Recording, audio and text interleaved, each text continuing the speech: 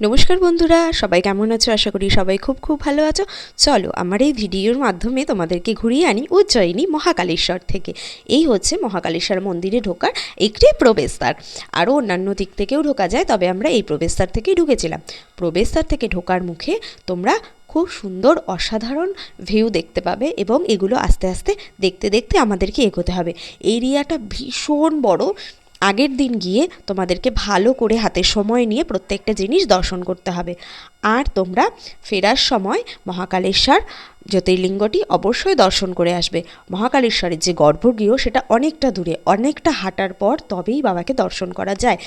তবে গর্ভগৃহে জলাভিষেক এখন আর হয় না, আগের মতো হয় না। আমরা যেমন ইউটিউব থেকে ইনফরমেশন পেয়েছিলাম যে গর্ভগৃহে গিয়ে জলাভিষেক করার জন্য মেয়েদেরকে শাড়ি এবং ছেলেদেরকে ধুতি পরতে হয়।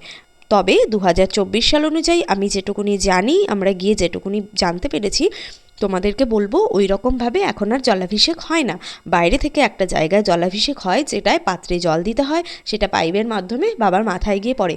তবে ওই জলাভিষেক করার জন্য অবশ্যই আগের দিন গিয়ে তোমরা কথা বলে এসো, এবং ভিআইপি লাইনে 2024 সাল হিসাবে 250 টাকা টিকিট কেটে সূর্যমুখী গেট দিয়েই ঢুকতে হবে। আমরা যেহেতু জানতাম না ভালো করে, তাই আমাদের প্রবলেমে পড়তে হয়েছিল।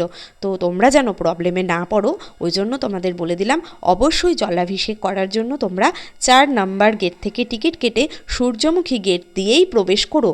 আর পুজো দেওয়ার জন্য সকাল সকাল, যতটা সকালে সম্ভব চলে যেও। সারাদিনই পুজো হয়।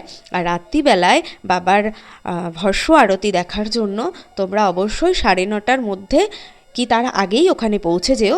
তবে বাবার গর্ভগৃহে প্রবেশ করো 9:30টার পর, তবেই তুমি ওখানে দাঁড়িয়ে ভস্য আরতি দেখতে পারবে। নচেত বাবাকে দর্শন করে তোমাকে বেরিয়ে আসতে হবে, কারণ গর্ভগৃহের ওখানে ওই সামনেটায় দাঁড়াতে দেয় না, ঝটপট করে দেখে তোমাকে ফিরে আসতে হবে। আমরাও তাই আগের দিন পৌঁছে গেছিলাম, এবং প্রবেশদ্বার থেকে ঢোকার পথে তোমরা দেখতেই পাচ্ছ ভিডিওতে যে অনেক কিছু দেখার আছে, দেখে শেষ করা যায় না। আমিও আমার এই একটা ভিডিওতে সব কিছু দিতে পারবো না, তোমরা প্রথমটুকুনি এটাই দেখো।